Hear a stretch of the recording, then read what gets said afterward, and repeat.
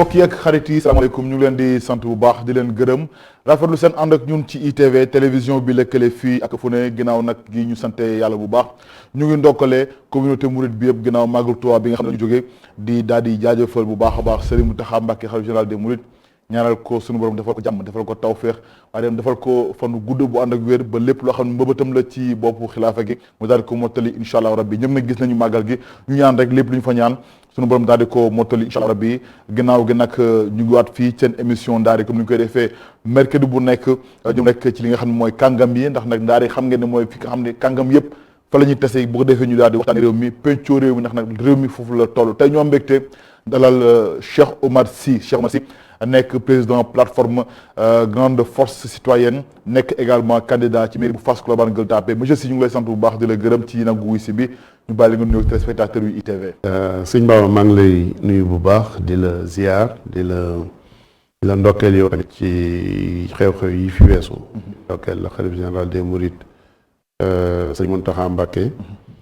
ñoo ngi nuyu waa ITV bu baax a baax. ci jiital kilifa gi Mamadou Ibra Kane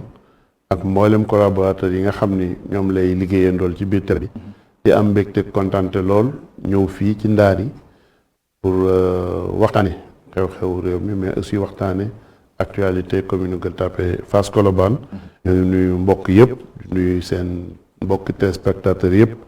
di leen ziar di leen balaax. alors gërëm nañ la bu baax itam ñu daal di tàmbale mbiri comme ni ñu ko waxee rek ak discours xalif général des mourides Serigne Mountakha Mbacké ni ñu ko woowee borom mbég mi ndax nag kaddu yi nga xam ne saa wu ko yëkkatee ku ne ci askan Sénégal mën ci gis seen bopp alors mu ñëw ci li xam ne mooy li ñuy gis ci réseaux sociaux yi parce que tey réseaux sociaux yi nekk na loo xam ne naam am na lu baax waaye tam am na ci loo xam ne foo ñu daal ci indi joyanti ba tax moom mu sàkku ci li nga xam ne ñu koy jëfandikoo ci réewum Sénégal ñu daal di ko xalaat bu baax a baax yow en tant que citoyen sénégalais mais koo xam ne yaa ngi aspiré pour diriger une communauté nan nga apprécier tey discours bi nga xam ne xalif bi def na ko jëmale ko ci dérive yi am wala bokk ñoom bay am ci réseaux sociaux yi tey ji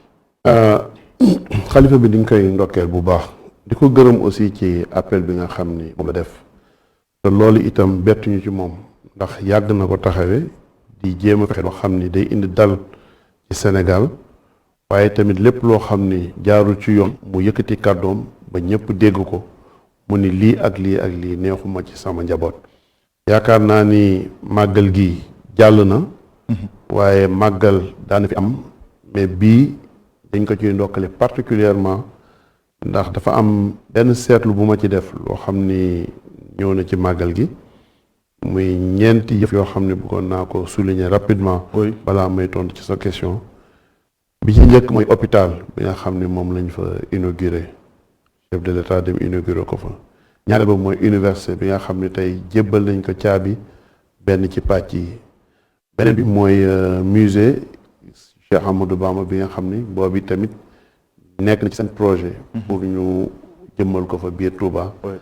bi ci ñeenteel mooy Taysir finance islamique bi nga xam ni suñu mbokk suñu xarit Lamine Mbacké moo ci nekk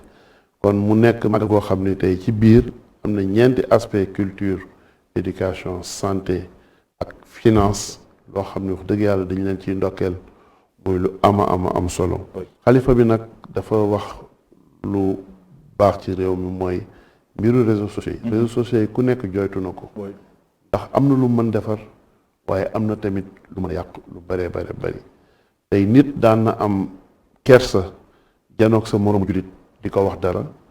waaye gannaaw réseaux sociaux yi dafa nekk foo xam ne lu la neex wax te amul autorité de régulation amul dara dana baax kilifa yi fàttali ni ñoom ci seen bopp yëg dañ li ci xew et que neexu leen kon nag njaboot moo mën a dimbali kàddu kilifa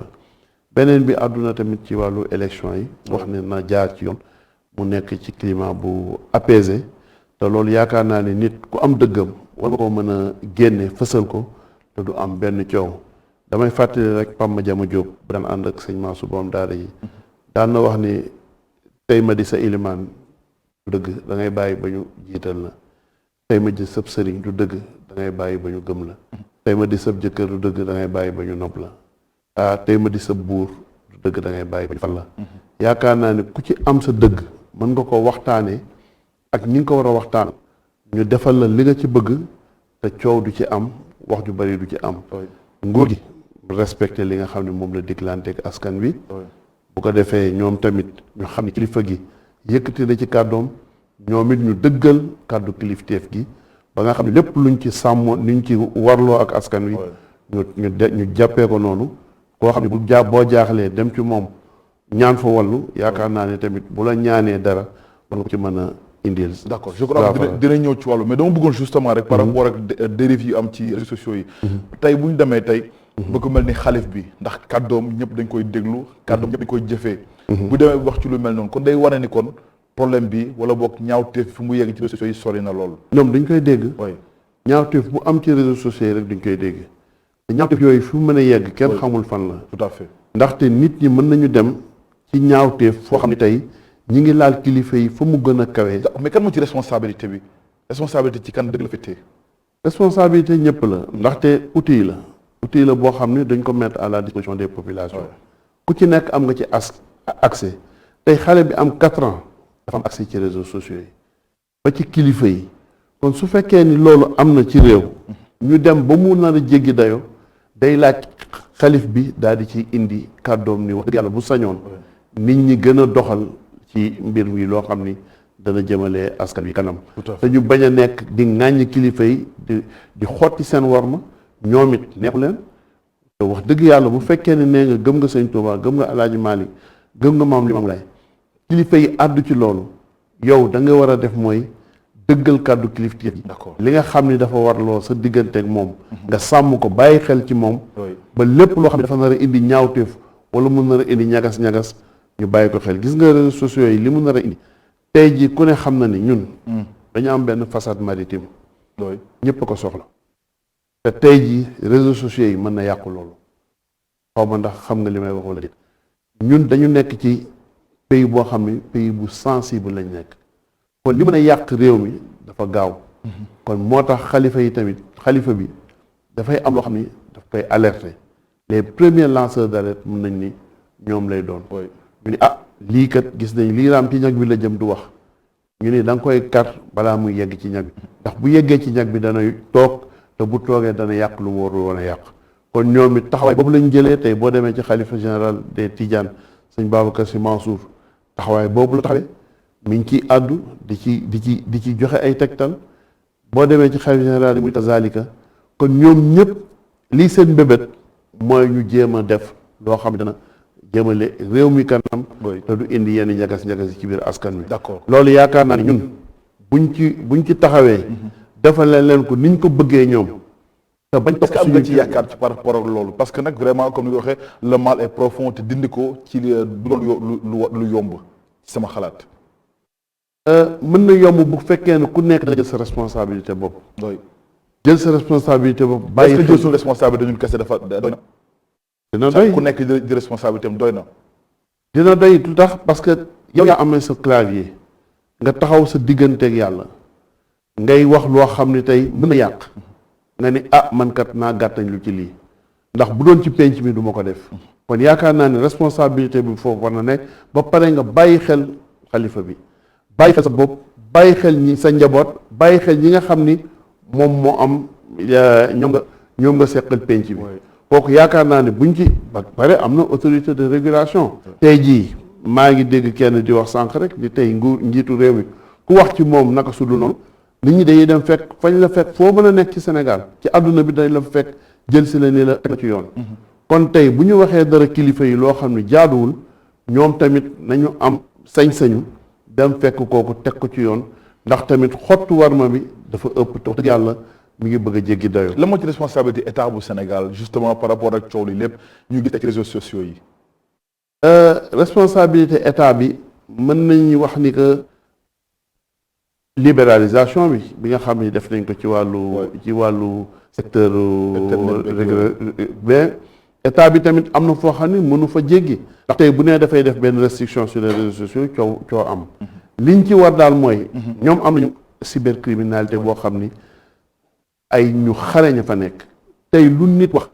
balaa midi foo mën a nekk ci Sénégal mën nañ dem jëli la indi la teg la ci yoon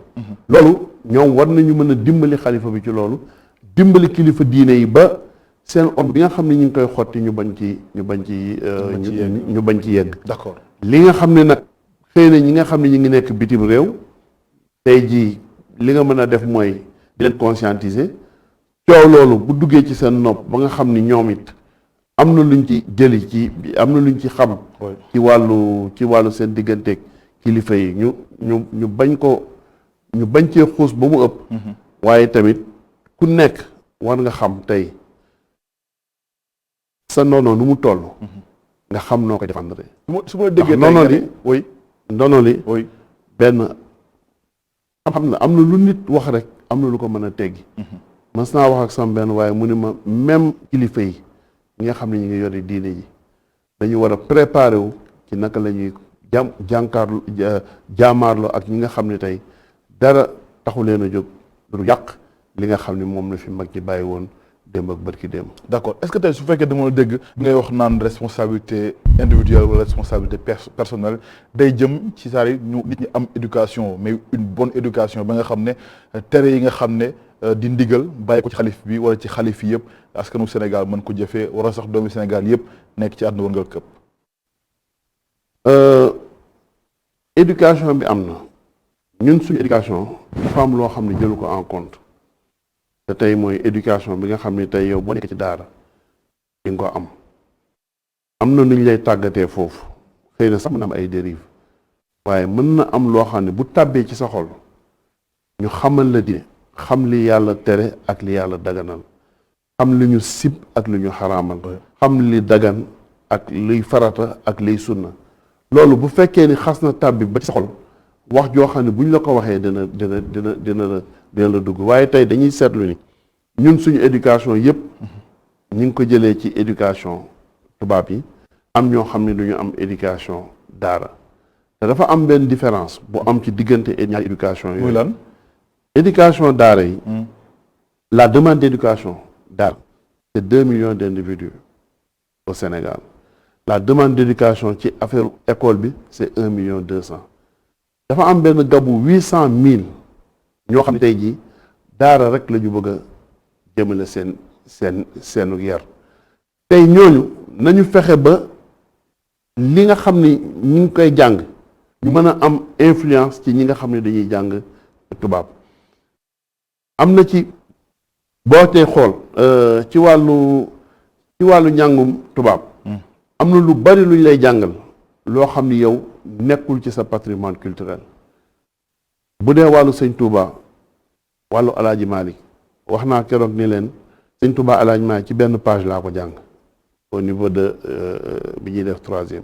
de résistance pacifique résistance pacifique Alaaji Malik résistance pacifique sëñ Touba ci benn page alors que ñii ku ci nekk bind nga lu mat ay centaines de livres yoo xam ne waroon nañ ko mën a jàngale waxuma la sax jàngu arabe bi waaye ñoom sëñ Hadi Touré li ñu bind ci wolof ñoom Cheikh Moussa Camara ñoom Cheikh Moussa Ka li nga xam ne bind nañu ay nangami téere jëmale ko ci wàllu éducation naka la ñu war a yaree nit ba mu mën a nekk ci biir pénc te du gaañ doomu aadama te du toroxal doomu aadama te am na benn comportement boo xam ne dana ko am ci wàllu kon foog ñu delluwaat ci njàngalee mag ñi fokk ñu boole ko obligation la parce que loolu obligation Sénégal mënatul continuer am 2 systèmes d'éducation parallèles ça buñ fekk ñu ngi koy def da ngay gis ñiy jàng fii nga nekk ba nekk ministre buñ la nee Cheikh Moussa Camara xamoo ko te yow di nga xam kan mooy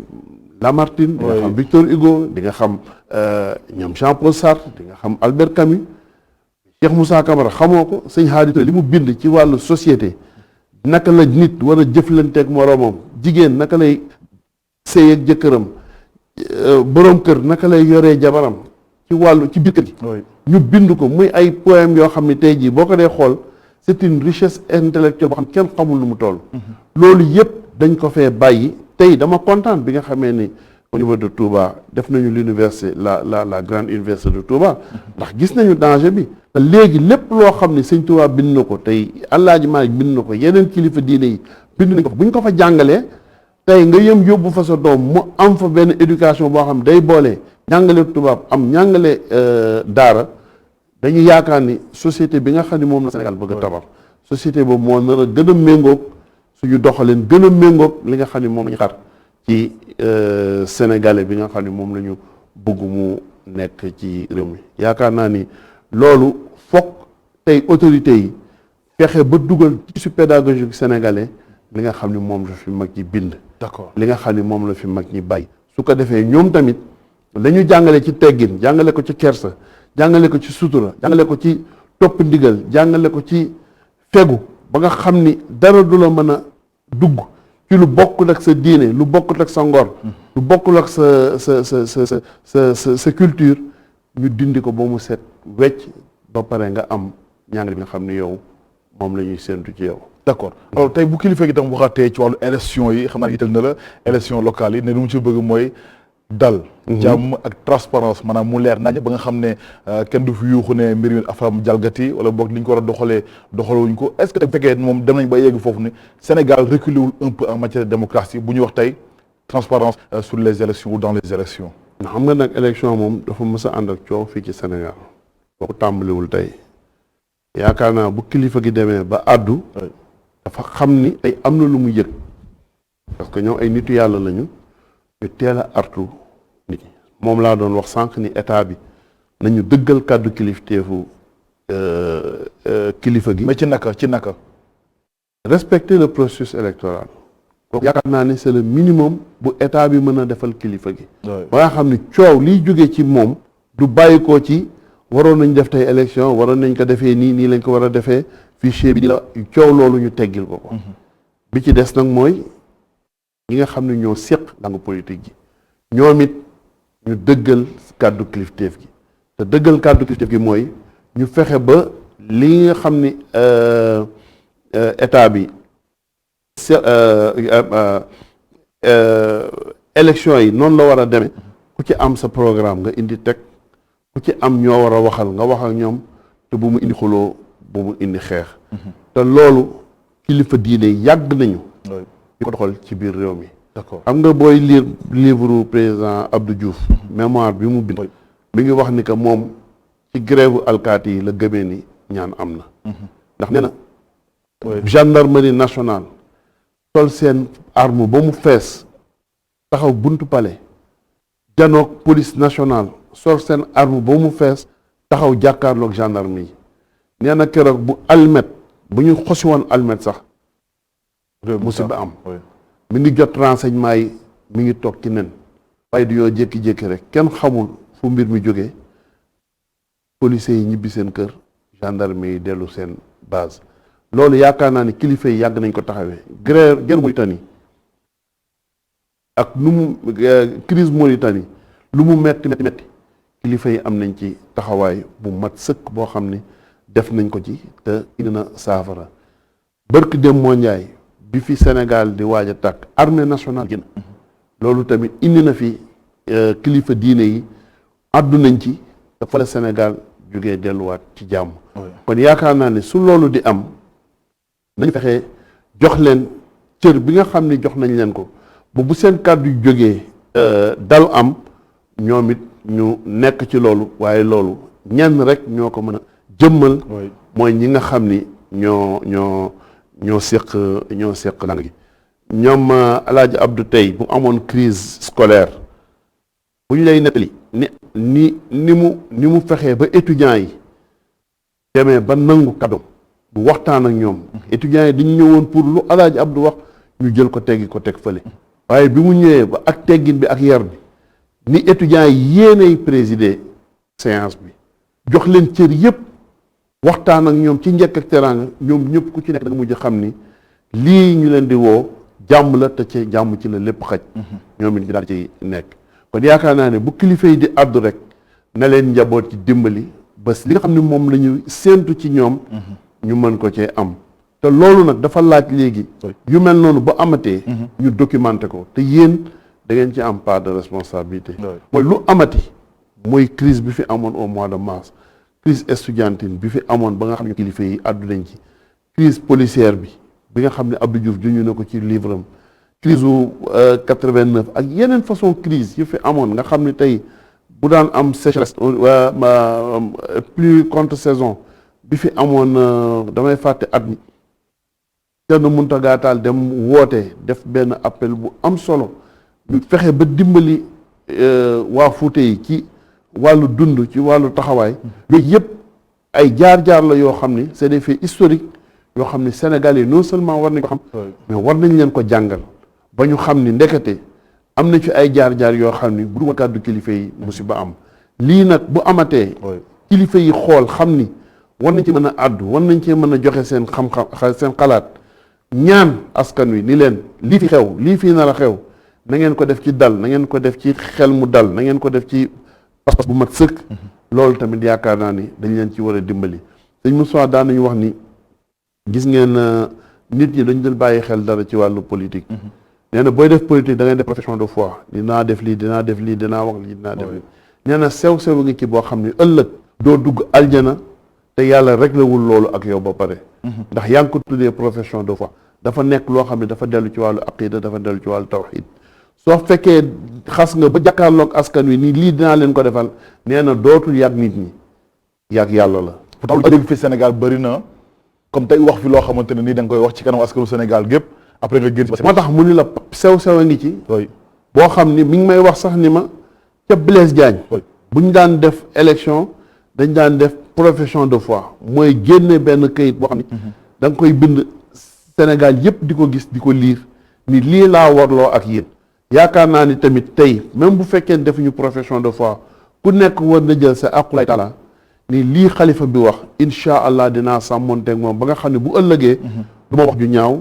du ma xarab doomu aadama du ma génnee ñaawteef du ma xeex du ma xuloo te lii sama dëgg tama yaakaar ni dëgg la dinaa ko doxal ba mu mat sëkk ba bu ëllëgee bu ñu gañee xayrun buñ ma gañee ma xam ni loolu la yàlla dogal ma dem defi leneen. mais est-ce que tey jii yomb parce que tey bu fekkee dañoo gis ne justement ñi samb seen dënd dafa bëri ku nekk bëgg na jiite xëccug yi mel ni tulleeg màlle est-ce que loolu dina fas mais jarul xeex ak nu mu mën a toll mën ngay do fukki ci penc bi ku nekk ni damaa bëgg a jiite ngeen waxtaan ba juboo bu ngeen mënul waxtaan ba juboo ku nekk samp seen mais dégg nga su yenn gox yi ñu naan ñii am nañu jënd nañ déjà seen ngànnaay ñii ñoom nañoo def seen arme préparé élection yooyu ñooñu la xalifa bi da waxal dégg nga ko xalifa bi nee na ñooñu def loolu ba pare nañ ko dimbali lillaahi wa rasulihi ñu delluwaat ak seen sago lii ay élection la bu weesoo nit ñi dañuy àndaat bokk ndey bokk bay nañ ko dimbali ba bu kenn dégg muy dégg ni gox sàngam am na fa ay xeex ak ay xuloo ci wàllu élection ku ko ci def itam ba mu yëg ko di nga xam ni warloowoo ak li nga xam ne moom nga seq ak moom te bis bu nekk bu màggal amee bu gàmmu amee bu xew-xewu diina amee ku nekk day fabu dem sukk gopparlu ñaan li nga xam ne moom mooy sa digganteeg xalifa bi mu ñaanal la yàlla nga dem kon ndegam loolu yegg nañ foofu ba boo ko yaakaaree tàllal ko sa loxo mu ñaanal la bu taxawee adduna bi yëpp di ko dégg mu ñaan naa leen lii bu leen ko defee nii ngeen defee ko ci sago ak fulla ak fayda waaye na ànd ki teggin ànd ki xorma ñëpp ko ci war a dimbali ba dëggal kàddoom ba bu ëllëgee ku ko ci def ñu xam ni yow kat yaa warloo ak kàddu kilifa gi waaye kilifa gi moom lay waru garam def na ko te yaakaar naa ni noonu la ko xalifa yëpp defee te incha allah buñ ci àndee ci loolu dimbali leen ci comme niñ ko defee woon au mois de mars Sénégal mën nañ def élection ba mu jeex tàkk te du am benn coow li ci kanam nag rawuli bët waaye dañuy am yaakaar rek ni kàddu xalifa bi nit ñi dégg nañ ko te incha allah dañ ko jëfee. alors GFC di grande force citoyenne nan la fas yéene demee ci élection locale ñu demal ci Sénégal déjà. GFC dañu nekk dañ ko créé il y a 3 ans yooyu ñu ngi ci nekkoon di liggéey muy door Gueule Tapée Fass Colobane la grande force citoyenne GFC mu nekk benn plateforme électorale boo xam ni képp kuy acteur politique ci commune Gueule Tapée Fass Colobane dañ la ci woo ni la kañ xool lan moo mën a jëmale suñu commune kanam bañ ko defee itam def ñu ko rek ci wàllu diw moom a neex bëgg naa ñu tabb ko déedéet dañ leen woo ci naka la ñu mën a def tey jii ba commune bi suqali ko ci juróom-ñaari poñ yoo xam ne dañ koy wax rapidement muy yan ak yan woy bi ci njëkk mooy cadre de vie bi ñaareel bi mooy éducation ñetteel bi mooy santé wàllu wér-gu-yaram ñeenteel bi mooy wàllu culture caada juróomeel bi mooy wàllu tàggat yaram sport juróom-benneel bi wàllu xëyu ndaw yi ak wàllu xëy ci jigéen yi juróom-ñaareel bi mooy wàllu sécurité am na ci boo xam ni sax 8e point la mooy digitalisation mooy fexe ba xarale yi nga xam ni jumtuwaay xarale yi naka la ñu mën a def ba dugal ko ci wàllu doxalinu commune Gueule Tapée Fass Colobane mais loolu c'est transversal mën na dem à tous les niveaux loolu daal la ñu gis ni que bu ci nekk dañ ko xool saytu ko gis ni que suñu commune tey jii nekk na commune boo xam ni mën nañ ko tuddee la commune des paradoxes lu tax la commune des paradoxes boo ko dee xool sur wàllu cadre de vie am nañu tout pour être une très bonne commune une excellente commune. Mais est-ce que le mot n'est pas trop commune des paradoxes? Commune des paradoxes dinaa la ko wax lu tax. Oui. Parce que tey dans le cadre de vie assainissement par exemple. Oui. yow nga am ñaari canaux yu la seq. canal 4 ak canal Gueule Tapée di dem verser directement à la mer. tey bu amee inondation yi ngay dégg ay inondation yi ngay dégg ay caaro yeeg ay yeneen. Au niveau de la banlieue boo demee Fass wala nga dem Gueule Tapée wala nga dem Colobane da nga ko fay fekk. ay nit di togg ci seeni biir néeg pendant une semaine ndox mu bon bi di nekk di dugg ci biir te alors que am nga ñaari canaux di dem di verser directement à la mer. ci wàllu éducation ñun nous sommes la commune la plus fournie sur le plan des efforts amul benn commune booy dem les 557 communes nga dem fekk fa juróomi lycée wër ko ñun rek ñoo am loolu ci Sénégal Delafosse Blaise Diagne Kennedy am na ñetti lycée ci biir commune bi. Kennedy ma nga fa Delafosse ma nga fa lycée Thierno Birahim Mbacke ma ngi ci biir commune bi yi ci des ñu ngi ci peggam. Au niveau primaire on a 13 écoles primaires am 6 institutions préscolaires ba pare am à côté toutes les institutions yi nga xam ni dañuy jàngale jàng bu kawe. muy université de Dakar. muy wàllu école d'architecture bi nekk Point E. CESTI école d'environnement les écoles de formation en gestion informatique médecine loo bëgg a jàng et même ENAM mi ngi ci peggu commune bi. maternelle ba agrégation booy jàng doo dugg oto te école sénégalaise ñaari problème yooyu la am. cantine scolaire ak transport. transport doo dugg oto benn yoon nga jàngee ci commune bi doo mës a dugg oto ñaareel bi mooy cantine scolaire mën nga jàngee ci commune bi bu la neexee récréation sax nga dem sa kër lekki daal di delluwaat sa école mais malheureusement boo diggee ci biir commune bi heure jàng tey ji da ngay gis ne xale yi ci mbedd mi kenn jàngul ñu am benn taux de rupture scolaire boo xam ne c'est assez élevé te loolu dafa neexul ci xol nga am jumtuwaay yooyu yëpp te mënoo profiter pleinement ci jumtuwaay yooyu. nag base nga sukkandiku ba ne tey taux de scolarisation bi dafa wàññeeku bu baax ci fan nga ko teg je veux dire. mais da nga koy gis benn. mais est-ce que gis rek dafa doy parce que tamit xale yi mën nañu nekk ci cours wi tey ñu dem jàngi le soir lépp ngi dépendre seen emploi du temps. déedéet dafa nekk tey yi ñun. man ñi ngay maasendool boo fa amee BFM c'est un miracle boo fa amee bac c'est un miracle boo fa duggee université c'est un miracle. tey boo demee. mais loolu la moo ci responsabilité maire bi. est-ce que am na ci responsabilité est-ce que responsabilité jiituwul ci parents yi d'abord. nga mënul jiite ci parents yi. c'est-à-dire d'abord il faut rendre les écoles attractives. écoles yi nekk ci commune bi. dañu war a servir aux populations de la commune. ñu rendre leen attractif mais nan nga leen rendre attractif c'est des écoles publiques yi ma lay wax nii yëpp c'est des écoles publiques. pour la plupart à part les gens de La Fontaine ak lycée Birago Diop ak yooyu. il faut rendre les écoles attractives 13 écoles primaires bu loo ko am ci commune. avec des écoles yoo xam ne comme Manguier qui font 3 hectares te xale yi mënuñu jeexal seen cycle scolaire ça c'est extrêmement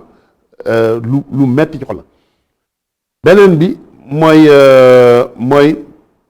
li nga mën a def rendre pour mairie bi mooy nga fexe ba xale yi bu ñu jeexalee seen cycle secondaire nga assurer mais loolu dafa war a am au niveau de la mairie benn bureau boo xam ni dafay gérer la carrière des étudiants nga xam yan xale ñoo fi am bac yan xale ñoo fa am BFM yan xale ñoo nekk ci commune bi am nekk fa niveau secondaire niveau primaire niveau kii nga maîtriser ko ba nga xam ni yow di nga mën a xam au bout de quelques années même la gestion des carrières des enfants de la commune mairie bi daf koy mën a assurer en quoi faisant une banque de compétences boo xam ne moo lay wax ni ñaata avocat nga am ñaata médecin nga am ñaata mécanicien nga am ñaata menuisier nga am et cetera cette banque de compétences li koy alimenter mooy action yi nga xam ne moom la ñuy mener au niveau de la mairie pour dire que tey jii amuñu avocat dañ bëgg 2 ou 3 les familles le font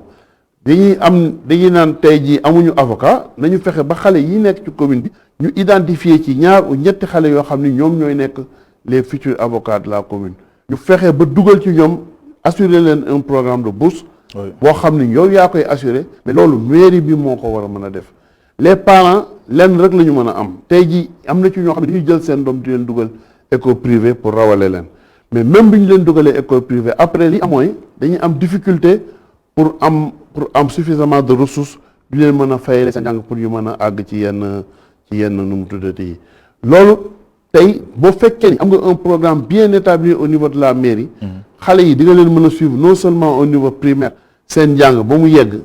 nga suivre leen au niveau secondaire parce que tu as toute l'infrastructure au niveau de la commune qui te permet de suivre les gosses ba pare xam ëllëg yan programme de bourse la ñu soxla pour que mais tey da ngay gis di ñëw ni la man bi ma waree am bourse dama dem beneen commune am ko fa mais loolu ça mairie mayul bourse nga bëgg wax non j'ai pas dit ça dama ni am na ay gosses yoo xam ni da ngay gis ñu ni leen la ñu waree am bourse wuti ci bourse feneen dañuy dem wuti bourse feneen bon xaw ma je ne connais pas les raisons mais en tout cas je me dis que ça c'est des demandes yoo xam ne loolu warul woon sax jib au niveau de la commune de Gueule Tapée Fass Colobane parce que non seulement on a un programme douce bien établi boo xam ne tey le mode de distribution des bourses est bien établi mais mairie yëpp dañuy am ay bourse mais mairie fii Dakar moom pratiquement mais yëpp dañuy am ay bourse d'études man pas plus de 2 fois 10 fois lii ma la wax ni dégg naa ko ay nit ni la dañu soxla bourse mais bi ñu ko bëggee am dañ dem ci beneen commune am ko fa te loolu c'est pas normal loolu déjà rek waxuma la sax le niveau de nga dem ci beneen commune mais war nga am tey ji une maîtrise suffisante de la taille scolaire de bi nekk Gueule Tapée Fass Colobane ba yow niveau carrière bi nga bëgg au niveau de la commune nga am ko fa en relation maintenant avec les parents d'élèves parce que les parents d'élèves tamit ñoom au niveau de chaque école il y a l'association des parents d'élèves nga orienter seen prise en charge parce que c'est la gouvernance scolaire nga orienter la gouvernance scolaire ba ñu mën jël en charge pleinement xale yi nga xam ne ñu ngi jàng ci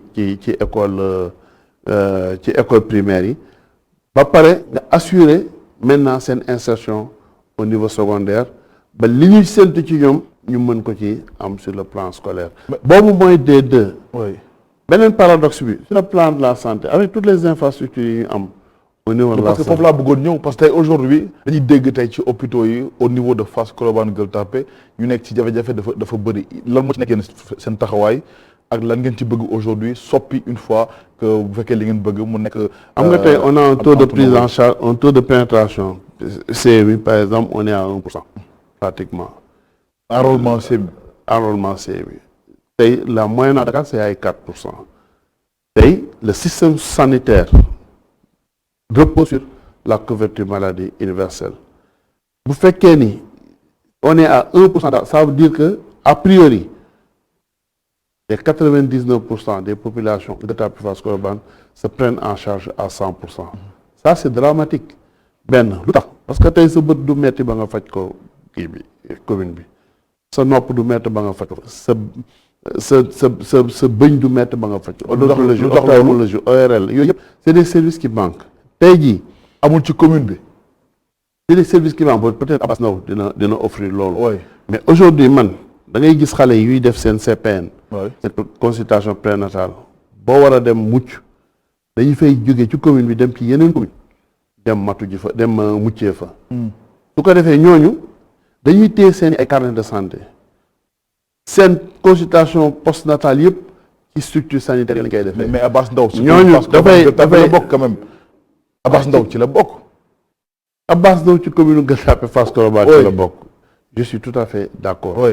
mais tey jii on a un centre de santé à Colobane on a conçu un centre de santé au niveau de Fass de HLM Fass mais Fass Delorme dafa war a am centre de santé dafa war a am poste de santé boo xam ni ça peut prendre en charge les populations pour les soins de santé primaire Gueule Tapée on a là-bas un poste de santé boo xam ni c'est privé, c'est semi-privé, on ne sait pas l'état actuel de ce poste de santé. Ça doit revenir à la commune de Gueule Tapée Fass Colobane. Voilà sur les 3 quartiers yi nga xam ne ñoo constitué principalement la commune de Gueule Tapée Fass Colobane Fass et Gueule Tapée dañu war a am une prise en charge sanitaire boo xam ni ña fa dëkkee di fa yeewoo duñ demati feneen ci beneen commune di fa uti prise en charge. mais est-ce que pare nga pour loolu mu mën a antu. mais bien sûr ça c'est. mais ci nag nga ko fas yéene defee. mais on a looy wuti la wala ay partenariat la wala exactement qu'est-ce qu'il y a. c'est un tout. oui c'est-à-dire tey jii nous avons élaboré ci point yi ma la wax nii yëpp. bu ci nekk on a défini. des activités précises. yoo xam ne tey yii c'est construction d'un centre d'un poste de santé. yii c'est construction d'un centre de réhabilitation de centre de santé et cetera. loolu yëpp dans le domaine de l'éducation dans le domaine de la culture du sport ak du cadre de vie yi ma la waxoon fii yëpp. on a défini un programme boo xam ne bu ci nekk on a identifié jël ay chiffres def qui nous mène aujourd'hui à un projet global de 20 milliards de francs CFA. Et pour cela nous avons 4 types de sources de financement yoo xam ni war nañ fa mën a dem am fa xaalis boobu jëli ko fa indi ko fa teg ko pour notre commune de Gueule Tapée. parce que bi ci njëkk mooy l'État du Sénégal. Deuxièmement, c'est les bailleurs de fonds, la coopération bilatérale, la coopération multilatérale. D'accord. Troisièmement, c'est le secteur privé. Et quatrièmement, c'est la diaspora et la coopération décentralisée. Nous avons payé un grand programme au niveau du cadre de vie d'aménagement de 20 artères yoo xam ne c'est au niveau de Gueule Tapée Fass Colobane sur 17 kilomètres. Canal 4 bi ci la bokk, canal Fass bi ci la bokk. Et artères yi nga xam ne ñoo nekk rue 6 biy dem tali de la Fosse bi Cheikh Anta Diop rue 22 ba ci Cheikh Ahmadou Bamba wetu place de l'Obélisque ak boulevard Dial Diop tali marché Fass yi tali yi dugg biir Colobane di génn ci Cheikh Ahmadou Bamba bi yëpp. On va aménager là-bas avec un mobilier urbain qui est uniforme. Pour faire quoi? C'est-à-dire on a toujours le problème entre Gueule Tapée Fass et Colobane. On dit fii Gueule Tapée la waa Gueule Tapée ne waa Fass et cetera. Soo amee benn mobilier urbain nga xam ne tu as un même type d'arbre, même type de lampadaire, même type de banc public, même type de tableau signalétique, etc. Ça va donner une âme à la commune de Gueule Tapée Fass Colobane. Et c'est un aménagement de 3000 arbres et de 1000 lampadaires et de 500 bancs publics. Ça c'est dans un programme plus global. D'accord. Donc parce que tamit dama bëggoon justement ñu ñëw ci côté assainissement parce que wax nga ko. loolu moom pratiquement commune yu bëri daf ci nekk jafe-jafe. booba ci seen commune bi di Fass Colobane Gueule Tapée saa bu tawee pour ndox mi dem beneen problème la soo fa am ngeen fa solution pour dindi également njàmbat ak njàkkaare yi nga xam ne askan ñu ko nekkee rawatina wetu marché Gueule Tapée bi nga xam ñu ngi koy defar présentement. On a deux problèmes à ce niveau. C'est-à-dire tey jii canal 4 bi on a toujours li waa Gueule Tapée Fass Colobane mës a jooytu mooy dañ ko war a tëj parce que tey nit ñi dañ fay sotti mbalit dañ fay sotti lu nekk lañ fay sotti. te loolu tamit dafay bokk ci li nga xam ne mooy non seulement salteel beewu Soumbédioune parce que mbalit miy dem foofu dafay tey boo demee jën yañ fay lekk mbalit miy dugg ci canal 4 bi dafay moo koy tilimal ñu ne nañ ko tëj naka lañ koy tëjee fexe ba canal 4 bi nga am fa un passage commercial. Le passage commercial va débuter à partir de Soumbédioune jusqu'à Claudel. Après nga aménager un parking et un jardin public à partir de Claudel jusqu'à de la Fosse jusqu'à Cheikh Anta Diop. Maintenant, des projets là. Ah oui, c'est des projets. D'accord. On est dans ces projets-là, on est même en train de faire l'esquisse de projet en les études architecturales et tout ça. Diggante Cheikh Anta Diop ba Fass gis nga menuisier yi nga xam ne ñoo nekkoon foofu di jaay ay meubles. da nga leen fay délocaliser dans un espace assaini bien aménagé. Espace boo xam ni genre cluster lay doon. ou ci benn espace bi di nga fa am ñiy jaay meuble ñiy jaay bois ñiy def machinage ñiy jaay les accessoires et tout. C'est sur 500 mètres et sur 30 mètres de portée. Ça c'est 15 000 mètres carrés.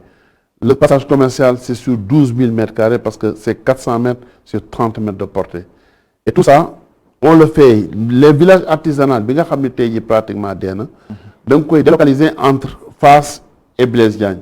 nga xam ne ñooñu tamit ils vont trouver là-bas les artistes les cordonniers les tailleurs ils vont trouver là-bas leur mot à dire parce que on va leur aménager ça. Mais loolu on l'a en partage avec la commune de Point on l'a en partage avec la ville de Dakar. Et ça aussi c'est très clair. Attends mais parce que su ma la deful dara. bi ma déggee ni nga waxee nii dafa mel ni tey amul lenn loo xam ne peut-être def nañ ko ci commune Fass Colobane Gueule Tapée yow mi fa dëkk mi doomu Fass Colobane Gueule Tapée gi mën ci teg sa bët. xam nga man très honnêtement quand on parle de chaque fois qu'on parle de bilan est-ce que maire bi def ni lii wala loolu man ce que li may xam. li ma considéré mooy bilan balaa nga koy def mu am bilan d'ouverture nga ma ni fii lañ toll woon fii lañ toll et lii lañ bëgg a def mais loolu amul woon li ma xam mooy tey li fa war a nekk on ne se limite plus aux compétences transférées. On va avoir notre propre PSE, notre PSE local, qui est un programme global pour régler tous les problèmes de Gueule Tapée Fass Colobane. D'accord. Mais avec une légitimité qui nous permet de dire lii dañ ko war a def. Au niveau de l'État, nous avons cette légitimité-là parce que nous avons toujours payé de notre sang et de notre liberté la politique sénégalaise. D'accord. Le siège du Parti sénégalais a été ci biir Fass nekk pendant 26 ans. Le Parti socialiste mi ngi am siège am au niveau de Colobane depuis 50 ans. Toutes les batailles gagnées par le nouveau régime au niveau de place de l'Obélisque ñun la ñu tëj suñu doom ñun la ñu dugg suñu ay kër. Même dernièrement gis ngeen ni ñu doon duggee ci biir këru Fass yi pour di leen buntu xatal te loolu dafa war a am un retour sur investissement. Parce que c'est un investissement réel. D'accord. Beneen bi ci des c'est la légitimité au plan religieux. Ñun nous pensons que ni tey jii commune boo xam ni. ki Alaaji Malick njëkk a sëtloo ci ku sant si ci commune bi la dëkk muy sëñ Moussa Sy Djamil ki sëñ Touba njëkk a sëtloo ci ku sant Mbàkke ci commune bi la dëkk muy sëñ Cheikh Mbàkke Gaynde Fatma tey xalifa bi sëñ Muntaxa Mbàkke bu ñëwee ci kër sëñ Touba bi nekk Colobane lay wàcc bi mu ñëwee ci Masaalikul Jinaan fa la daloon beneen bi mooy le khalife général des Tidianes actuel mi ngi Gueule Tapée fa la dëkk le khalife général des Tidianes sëñ Cheikh Tidiane Sy mi ngi ci commune bi wala am këram à Fass taaw maam Khalifa Niass Ahmed Khalifa Niass fa la dëkk mais la troisième église bi nga xam ni moom la Dakar am après cathédrale et Saint-Michel mooy église Saint-Joseph bi nekk Fass au niveau de la Médina Saint-Joseph de Médina mais Fass la nekk kon ñu pensons que xadriya yi seen xayma bi gën a mag mi ngi nekk au niveau de Gueule Tapée beneen bi tey waa kër sëñ Amath Cissé Ndiéguène de la famille Ndiéguène ñi ngi dëkk foofu au niveau de Gueule Tapée yeneen sëñ le grand sëñ de Dakar moom Marañ Diop mi ngi dëkk au niveau de Fass je pense que su fekkee ni état bi am na un programme pour les cités religieuses ba nga xam ne tey jii cités religieuses yëpp utal nañ leen programme boo xam ne dina régler seen problème assainissement régler seen au moins au niveau des grandes infrastructures nañ ci boole waale Gueule Tapée Fass Colobane parce que nous le méritons. D'accord. C'est pour cette double légitimité là. D'accord. Mais est-ce que loolu nag dafa am feneen fu ma bëggoon a ñëw juste par rapport à l'assainissement mooy le canal de Gueule Tapée. Depuis 87 ça n'a pas été curé. Canal boo xam ne léegi y a un réseau parallèle boo xam ne mooy dem ba Soumbédioune. Parce que le canal actuellement c'est un canal boo xam ne dañ ko fermer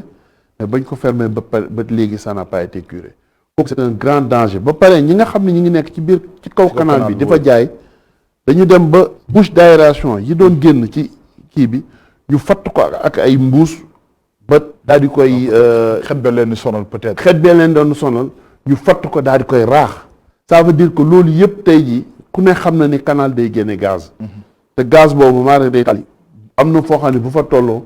mën na indi sax maa day tali loo xam ne neexutu tudd ci làmmiñ. D'accord. Moo tax ma ni suñu problème assainissement au niveau de la commune de Gueule Tapée Fass Colobane boo rombee léegi Gueule Tapée gis nga nu mu mel. kenn xamul lu mbedd mi di niróol.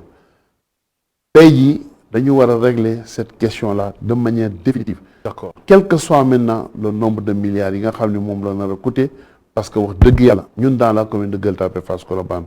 nous méritons cela. Mais est-ce que nekkul tey taayu Gueule Tapée Fass Colobane daal taille bi grandeur commune moo posé problème yi yëpp tey am au niveau de cette commune là. mais taille bi mënul poser du point de vue population ou du point de vue de. nos population beeg géographiquement parce que dama jàpp ne ñetti tur yooyu yëpp muy Fass Colobane Gueule Tapée bu nekk waroon na tey commune boppam. ah non c'est 3 quartiers c'est 60 000 habitants kooku Médina ak kii yeneen communes yi ñoo ko ëpp. Donc c'est pas au niveau de la taille des populations. C'est pas aussi population. au niveau de la taille de la commune. Non, oui. non. C'est un défaut d'assainissement. Tey jii le plan directeur d'assainissement de Dakar Fass bokk ci woon. non mais est-ce que tey jotul ñu def tey commune boo xamante ne nii Fass day moom boppam Gueule Tapée moom boppam Colobane moom boppam. Mais c'est pas viable. wala boog ñu xaaj ko au moins mu nekk ñaar. C'est pas viable.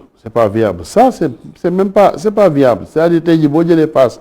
moomale ko boppam déjà du point de vue des ressources il y a le marché Fass, d'accord, mais après on a une seule ressource naturelle au niveau de la commune, c'est la mer et Soumbédioune. Benn ressource naturelle amuñu nu mu tuddati amuñu pétrole amuñu gaz amuñu manganèse amuñu fer amuñu dara. Benn ressource naturelle muy géeju Soumbédioune. Mais géej boobu dafa war a servir à toute la commune. Tout à fait. De Fass et de Colobane. D'accord. Le marché de Colobane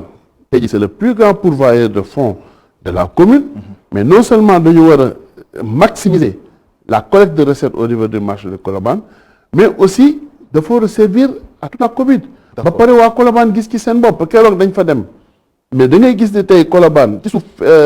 dañuy wax ni ñoom dañuy am ndox noor ndox nawet. C'est-à-dire même en période de même bu dul période hivernale da ngay gis ni foofu dafay koy te parce qu'il y a un défaut d'assainissement à ce niveau. D'accord. mun loolu pourvoyer commune bi toute cette recette là te yow le minimum bi nga xam ni moom nga war a am au niveau du cadre de vie assuré woo ko. D'accord. Donc il faut que ñu am déjà au niveau de la commune Oui. non seulement une prise en charge correcte des populations à ce niveau, mais ressources yi nga xam ni Gueule Tapée am na ko Colobane am na ko booleeg ressources yi nga xam ni Fass am na ko ñu agrégé ko pour mu mën a nekk au service de toute la population de Gueule Tapée Fass Colobane. ñoom mën ci gis seen bopp. Voilà mu nekk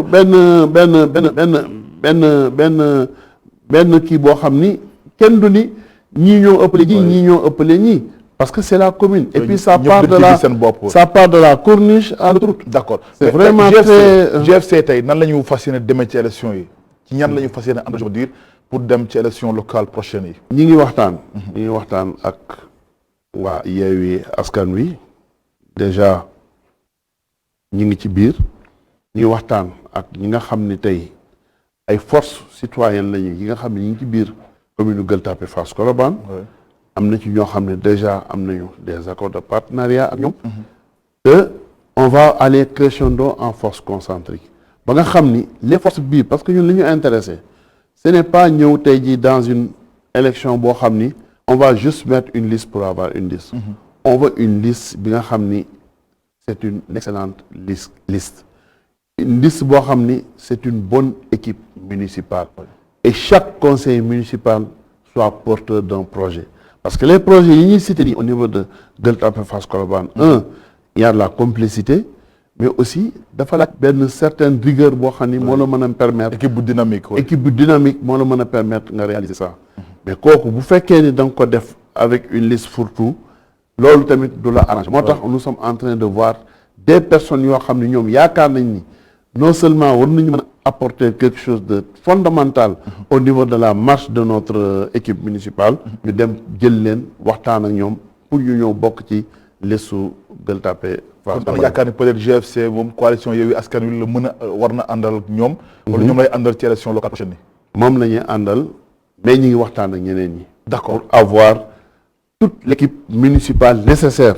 composée des forces vives de la commune de Gueule Tapée Fass Colobane parce que c'est ça l'esprit de GFC. D'accord. On ne peut pas exclure quelqu'un parce qu'il n'est pas de notre bord politique ou il n'est pas de notre obédience politique. Mais on veut avoir des personnes expertes yoo xam ni xarañ nañu ci lii nga xam ni moom la ñu jublu moom la ñu dëgmal te aujourd'hui les enjeux de ces élections locales de 2022 ku ne xam na ni ça va être des élections âprement disputées. Pourquoi? Parce qu'il y a les nouvelles ressources. Les nouvelles types de ressources yoo xam ni tey jii c'est issu des ressources énergétiques ak yooyu te loolu tey jii ku nekk yaa ngi ciy xool naka la mën a jëriñee au niveau de ton askan. ci sa askan. waaye xëy na du ñëpp ñoo am cette même préoccupation. moo tax ñu war a am de bonnes personnes yi nga xam ni tey ku ciy tànnit moo tax di ko defee nga xam ni tey dès le début di nga mën a xam ni kii mooy nekk suñu maire nga tànn ko pour mu nekk sa maire. Tout le reste ñu xam ni ça va être ay tànneef yi nga xam ni moo fi daan am ñuy dem ci équipe municipale bi ñu xool kenn ku leen neex ñu tabb ko loolu. pratiquement amul loolu jeex na. te loolu dafa régler lu bare mais c'est pas tout. D'accord. Il y a le maire, mais il y a l'équipe municipale Tout qui à est fait. aussi importante et nous sommes en train de parler avec tout le monde. D'accord. Et quand je dis tout le monde, Oui. c'est bien sûr tout le monde. Tout le monde, à l'exception de Benno Bokk Yakaar. Benno Bokk Yakaar, ils ont déjà leur candidat. Ils ont Non, déjà yéen leur laaw- candidat. Nos yéen- candidats, nous avons des personnes yi nga xam ne ñi ngi nekk Benno Bokk Yakaar. Oui. am na ci ay gosses yoo xam ne ñi ngi liggéey ak ñun. mais loolu c'est pas au niveau de Benno Bokk Yakaar parti parce que Benno Bokk Yakaar parti ils sont assez structurés, ils ont leur candidat. D'ailleurs le maire sortant fait partie de Benno Bokk Yakaar et ce serait illusoire d'aller là-bas pour discuter quoi que ce soit. D'accord. Donc c'est quelque chose boo xam ne dès le début c'est à écarter. Mais par contre il y a des gosses yoo xam ne peut-être Benno Bokk Yakaar la nekk mais ils se disent que ñun kii bi élection yi nawetaan la. Oui. te nawetaan nag da ngay seet équipe bi nga xam ni moo mën a gañaloo sa commune nga tab ko te boo ko tabbee te bi am yaakaar ci ñoom ni que li nga bëgg sa commune doxee ko dina ko doxee ci anam bi nga ko bëggee alors justement lan moo waral yow selon toi li nga xam ne mooy candidature yu bëri yi au niveau de Fass Colobane Gueule Tapée parce que nag ñi déclaré seen candidature foofu bëri na tam lan moo tax loolu yëpp bëri lan nga jàpp ni moom moo ko waral. ah mais écoute c'est la politique qui est ainsi faite ku ci nekk da nga am yaakaar ni boo demee laaj askan wi seen baat ñu jox la ko xëy na ñoom yaakaar lañ ci am te candidat bu ñëw nag duñ la ko néewalal duñ la ko dañuy xam ni que Oui. ni ku nekk ak ay ambition d'accord. moo tax ma ni toog waxtaan ci nga xam ne ay candidat lañu tamit du mën a ñàkk oui. ñu ñëw toog wax li nga xam ne mën na nekk ak mënul nekk li nga xam ne mën na nekk ñu doxal ko li mënul nekk ñu taxaw. est-ce que noppi nga pour bu fekkee tey seen coalition Yewwi Askan Wi tànn na keneen nga rangé wu ci ginnaaw dans l'intérêt de la commune. man nee naa leen ku mën a doon nag ñu indil programme bu gën li ñu amee rek. parce que ñun tey jii dañuy bâtir suñu élection yi ci un programme bien ficelé. te depuis 4 ans 5 ans ñu ngi ciy dox. d'accord. am na ci ñoo xam ne mën nañ ñëw ne ñu tey li ñu bëgg mooy nga rangé wu ci ñun mais boo toogee déglu leen li nga xam ne xëy na ñoom leen rek yaakaar mooy seen guddaayu karawaat wala seen rafetaayu costume mais su fekkee ni dañu war a teg programme ñun en tout cas wóolu nañ ci suñu bopp yóbbu nañ ko grand théâtre devant tout boroom xam-xam yu mag a mag exposé leen ko président Alioune Tine ma di ko gërëm au passage moo présidé woon cette séance. Le professeur Abdou Salam Fall de l'université moo def l'exposé la conférence d'ouverture wax leen li ñu namm ñi nekk cadre au niveau de la commune de Gueule Tapée Fass Colobane ñu invité leen ñu toog déglu ñu échanger ak ñun li mën nekk ak li mënul nekk. Je crois que exercice boobu on l'a fait et refait et on l'a assez bien expérimenté pour que ñu yaakaar ni am nañu yaakaar que programme bi ñu amee nii. bu ci Gueule Tapée Fass Colobane sukkandikoo. fii ak juróomi at. wax dëgg yàlla xar kanamu Gueule Tapée Fass Colobane dina changer radicalement. d'accord alors mais ranger pour ranger non. c'est pas doo ko def. alors ñu wax ci actualité politique bi ba tey ak affaire passeport diplomatique yi nga xam ne ñu ngi ci ay député yoo xam ne ñu ngi bokk ci assemblée nationale bokk ci 13e législature bi. ban appréciation nga ci am en tant que citoyen sénégalais boo déggee tey ñu naan la ñoo xam ne ñu ngi la toggal ci pencum askan wi tey ñu def ay jaaj wala ñu dégg ci scandale yoo xam ne vraiment mën na tilimal deru Sénégal. nga xam nga yooyu nag ay présomption d'innocence la. donc ñun loo xam ni présomption d'innocence la mu nekk ci loxo yoon commencé ci addu yow da ngay gàttañlu ba xam lii fan la wànnent di mujjee ki bëtam. parce que procédure yi ñu ngi koy entamé nañu toog xam ndax ñii liñ leen di tuumaal ñoo ko defam déet. su leen wóoree ni ñoo ko def luñ ciy mën a am na comme opinion ñu am ko ci comme opinion. mais xam nañ ni wax dëgg yàlla am na ci ay yu bari yoo xam ni ñaawlu nañ ko ci sànq ñu ngi koy wax ci affaire réseaux sociaux yi. mooy dem toog ak nit filmer ko avancé ko ci réseaux sociaux yooyu moom dañ koy ñaawlu wax dëgg yàlla te loolu rek lañ ci mën a wax pour l'instant mais loo xam ne mi ngi ci loxo yoon moom dañ ko bàyyi rek yoon doxal ko comme. justement insécurité Sénégal insécurité moom c'est partout ginnaaw rapport bi nga sax def nañ ko ci wàllu insécurité Sénégal yi tey doonte nag nguur gi mu ngi def ay pexe mais terewul tey ñu gën a tiit lan nga jàpp ne tey moo war a nekk une solution définitive pour ñu lu jëm ci kaaraange Sénégal solution am ci de façon définitive. insécurité oui ñàkkub kaaraange gi. mais à quel niveau insécurité intérieure wala insécurité extérieure wala. mais insécurité yaa ngi koy dund wala dund ak Sénégal ñëpp xam nañu. en tout cas pour l'insécurité intérieure li nga xam ne tey jii moom ngay dund ci sa quartier moom laay dund ci sama quartier et cetera kooku ñun amoon nañ ci benn taxawaay boo xam ne tey suñ benn ci programme bi nga xam ni maa ngi ko doon wax sànq sécurité ci la bokk mooy kaaraange askan wi. dañu jël le commissaire bi nga xam ne moo nekkoon police quatrième soxna Sophie Diop Sophie Mbaye plutôt mu ñëw defal ñu une conférence sur la sécurité, sur la délinquance,